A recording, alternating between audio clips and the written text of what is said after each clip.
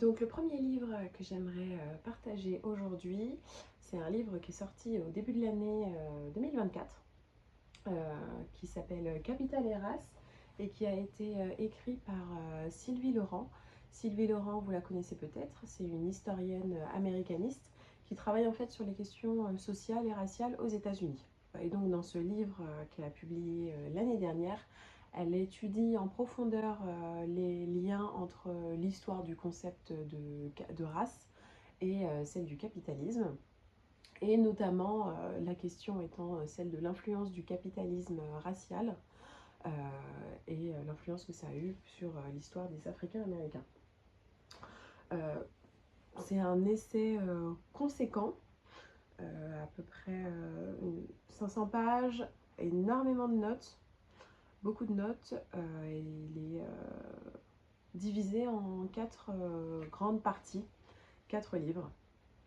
Et donc, moi, le but, là, pour cette première vidéo, ce sera de vous partager, en tout cas, un petit résumé du livre premier qui porte sur les origines du capital et de la race.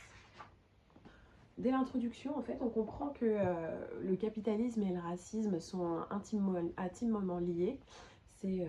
Ça apparaît vraiment comme une évidence historique. Sylvie Laurent va expliquer en détail la naissance de la société moderne avec les plantations et toute la genèse de l'importation entre guillemets de personnes noires mises en esclavage d'Afrique pour aller en Amérique. Finalement, je ne savais pas trop comment commencer pour parler de ce livre-là. Au final, je pense que je vais donc profiter de cette première vidéo pour vous parler de la première partie qui porte sur les origines.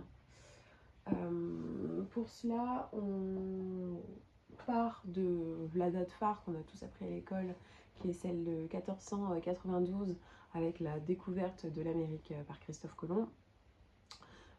Marchand génois qui a été mandaté par la couronne espagnole et pour aller à la découverte de terres inconnues.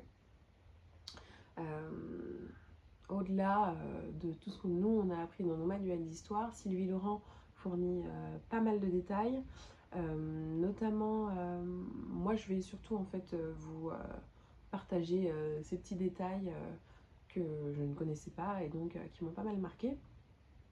Pour commencer, je ne suis pas forcément encore au fait de l'influence de l'Église catholique sur l'esclavage et la colonisation, et là j'en ai vraiment appris pas mal, notamment dès 1493 en fait, on a le pape Alexandre VI qui va attribuer en fait à l'Espagne les terres qui ont été conquises par Colomb.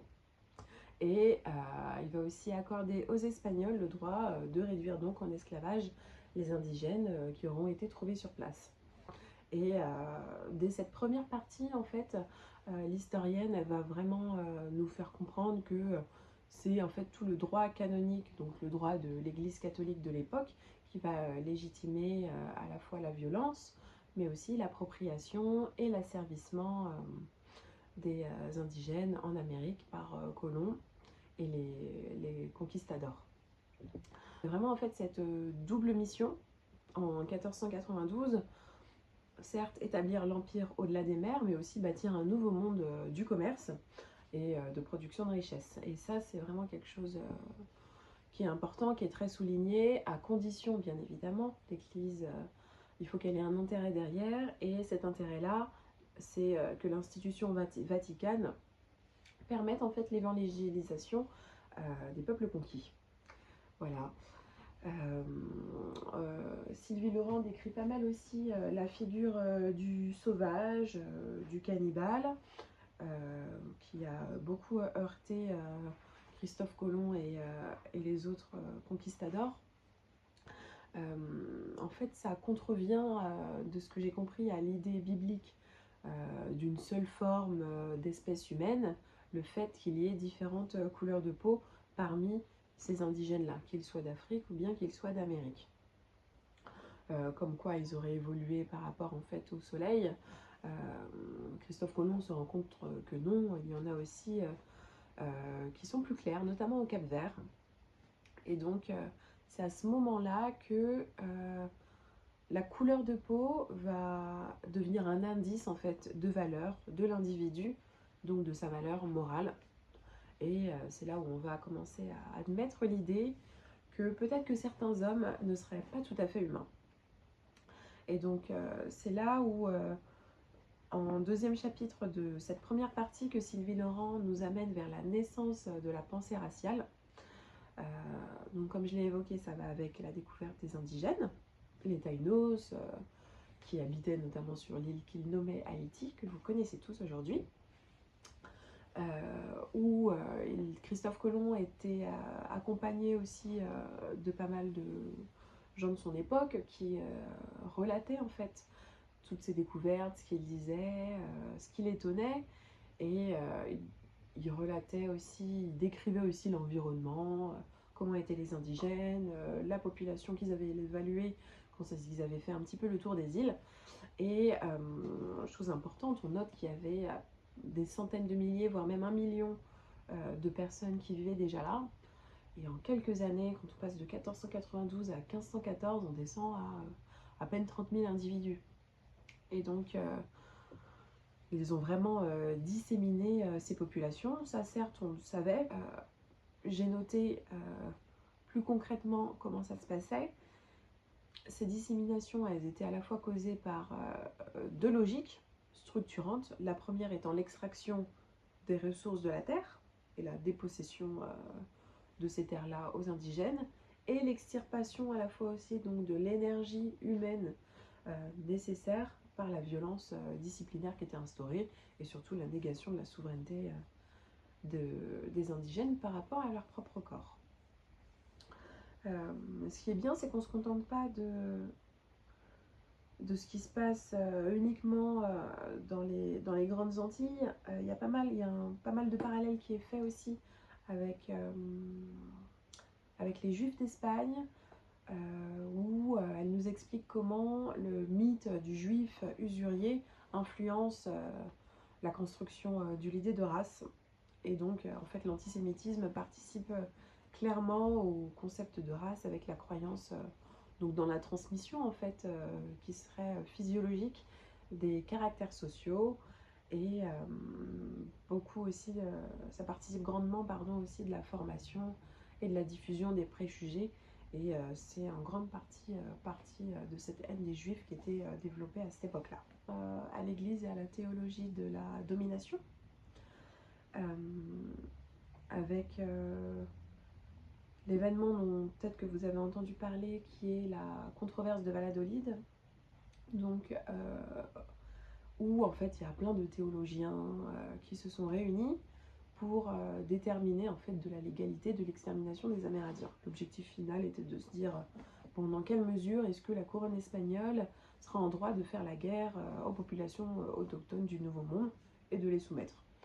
Donc il y avait un prêtre et théologien qui était pour, l'autre qui était contre. Chacun apportait ses arguments. Il y en a un qui disait que bon, le fait de les asservir, en fait, ça va les libérer eux-mêmes de leur asservissement. L'autre qui disait que bon, ils avaient un petit peu une âme, ils avaient quand même des droits. Et voilà.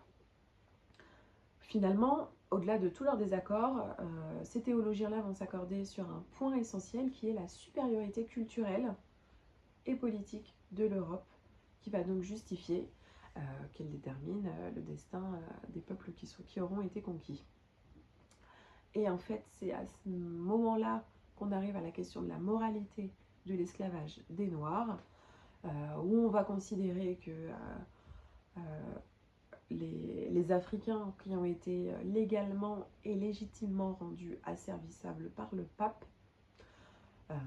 voilà, leur asservissement est vraiment incontestable. Là, il n'y a pas de doute, les Noirs, c'est les pires de tous, ils ont les pires des défauts, ils n'ont même pas d'âme, ils sont juste bons pour le travail, et c'est tout. Donc c'est comme ça qu'on a dit, ok, c'est bon, on va pouvoir importer des Noirs. Ils essayaient d'être un petit peu mesurés, dans le sens où ils se disaient, bon, on va importer des Noirs, mais pas trop, on va juste prendre les Noirs qu'on a déjà attrapés, qui sont déjà sur nos îles, à Madère ou en Espagne, tout ça, et on va les emmener. Ça, c'est ce qui avait été acté. Toutefois, Sylvie Norand nous apprend que, bon, un truc qui devait être juste ponctuel, ça va devenir un vrai système d'approvisionnement en masse, celui qu'on connaît, en provenance directe de l'Afrique. Alors que de base, ils voulaient prendre juste ceux qui avaient déjà été capturés. Et c'est comme ça qu'est née la traite moderne, qu'on connaît toutes et tous. La seconde partie, je la trouve aussi toute intéressante. Là, je vous ai vraiment fait un gros résumé avec les idées principales que moi j'ai retenues. Bon, la première partie fait une petite cinquantaine de pages, mais bon, il y a toutes les notes qui vont avec. Donc c'est hyper fourni. Si vous voulez vraiment approfondir, je vous y encourage. La seconde partie va traiter des institutions. On va voir en fait comment est-ce que les institutions donc, se sont basées sur cette race-là pour se fonder. Et toutes donc, quand je dis les institutions, c'est les institutions qui vont participer du capitalisme. Donc j'espère que cette vidéo vous a plu, cette première vidéo vous a plu. Je vous remercie pour votre attention, je vous remercie aussi pour votre curiosité.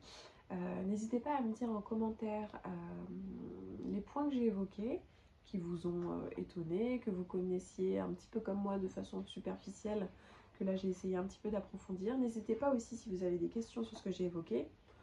Je serais ravie de vous apporter les réponses que je trouverai dans le livre de Sylvie Norand. Et je vous donne rendez-vous dans 2 semaines, je pense, pour vous parler de la seconde partie de ce bouquin. En attendant, je vous remercie de participer donc à faire connaître cette vidéo, que ce soit en likant ou bien même en vous abonnant. Il y aura pas mal de contenu à suivre si vous avez envie d'aller en profondeur comme moi dans les choses. Comme je l'ai dit en introduction, j'ai pas envie que ça reste juste pour moi ou pour mon cercle proche. Je serais ravie vraiment de partager ça avec le plus grand nombre, qu'on connaisse ensemble l'histoire et une partie des histoires de nos ancêtres. Voilà, merci encore et à très vite.